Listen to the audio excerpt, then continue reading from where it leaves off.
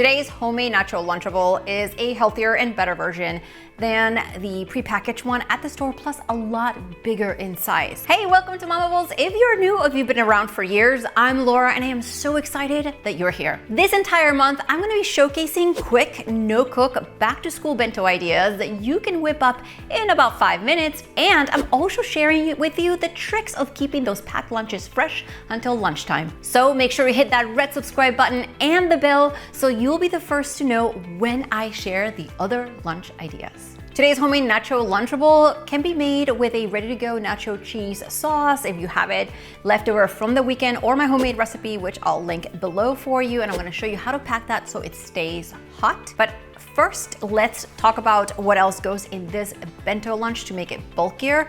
It wouldn't be a nacho without chips. I'm gonna go ahead and pack these chips in a separate container so they stay intact until lunch and they don't break into a million pieces. I can also put a lid on these and put them on the side. In my main compartment, I'm sending some leftover chicken for protein. Next to it, I'm gonna place some black olives in a small lidded container. Essentially, I am deconstructing a nacho tray into pieces for this lunch. Now, if packing lunches is a struggle, I also have this free printable lunchbox builder for you in the description box that's gonna help you build quick lunches by mix and matching the ingredients that you already have on hand. Now, before I show you how I heat up the cheese, let's finish off this lunch with some red bell peppers for veggies as a side. I'm also going to add some apple slices. You can buy them pre-sliced from the grocery store or slice them yourself. In this container, I have leftover nacho sauce from game day that if I pack it like this in the lunch bag, it's gonna be